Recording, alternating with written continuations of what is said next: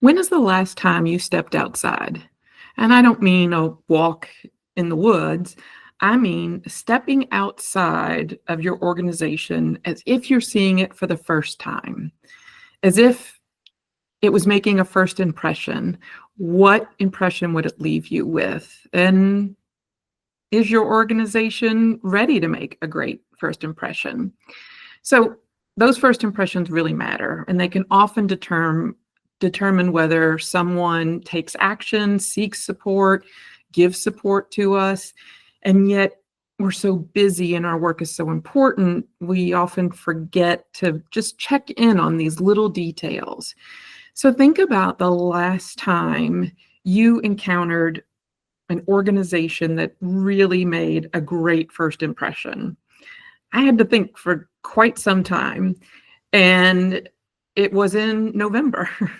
It's a few months ago, and I was shopping with Simply Safe, the home security provider, for Christmas gifts, and had a question about if I could gift such an item and a few other questions. And when I called customer support, I had a legendary experience. The customer service rep was friendly and knowledgeable, which, you can hope for, but just very personable. We got into a conversation. She made me feel that she was really interested in, the system that I was taking a look at, and for the recipient, if it would work for them, and just troubleshooting. I felt like I would buy anything from her, and that's saying a lot.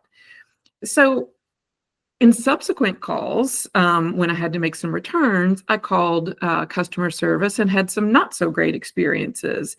But because I had such a great first impression, I would still recommend Simply Safe, and would buy from them again. Now, there comes a point in time where that halo effect that she created will fade if it's not, matched in other ways. But we need to strive for our nonprofit to make such an impression. And more often than not, when I sign up for a nonprofit's email, the response I get is, well, it's nothing. And I remember when my now adult children were in high school and looking for volunteer opportunities, they would, fill out forms to multiple organizations that had postings for volunteers, youth volunteers specifically. And they would only hear back from a couple, just a few. Most of them never responded. So the chances of my kids seeking out one of the organizations that never responded is slim. So we have to have strong first impressions and create as the starting point for lasting relationships.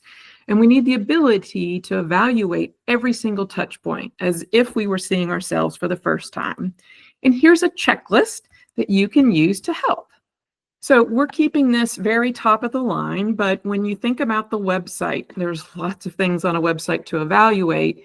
But first and foremost, does it greet the visitor as if it's speaking to them? So not describing yourself, but speaking to the person who might look to you for service or support, the person who might be in need. Does your website immediately communicate your mission?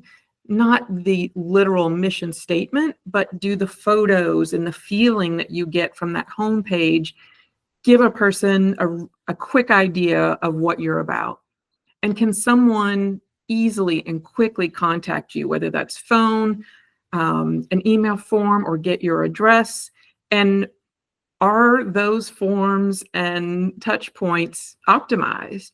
And when you think about that, it's more than a yes or no answer. So I want you to think about the sentiment. What's the feeling around that criteria? Is it correct and working? And then the intent. What might be the intent that the person visiting for the first time wants from you, and the intent you have in terms of making a good impression? So you can now look at your Google business profile. Used to be Google Pages. Is all the information accurate? I've worked with a large regional nonprofit with 12 locations, and in our first day of working together, realized that only 2 of the locations were listed. So no wonder they were having issues with utilization of their services. Many of their locations were invisible when you think about the predominance of people using the internet to search and find answers. So does your profile show up for relevant search terms? And, who is responding to positive or negative reviews that might be left online? Your phone, how is it answered? What's the outgoing message? If it gets right to business as if, you've known the caller forever, you've got an opportunity to improve. And then when people do leave messages, what's the process? How quick is the response? Is it actually happening? And, what impression are you making from that? So this goes on to think about email welcoming messages. Again, process is really important because in signing up for newsletters, the majority of the times I do that, there is no confirmation that I've signed up. And I may wait for months to get that email newsletter or any communication. Volunteer follow-up, new donor, thank you. What's that experience like? Event experience. If somebody comes for the very first time, what should they expect and how can you make them feel welcome, wanted, and important? So first impressions aren't just about being polished. They're about showing up with authenticity. Every touch point should make somebody feel welcome and wanted. So nonprofit leaders, your work is far too important to let a weak first impression damage the opportunity to have a relationship. Be bold, be unapologetic, and welcome, but also make it clear what you do and how your solution is benefiting everyone. So take a moment to step outside, look at your organization, or ask someone who is outside your organization to use the checklist and give you an honest evaluation. For more Mission Multiplier videos, visit wearefieldtrip.com/research.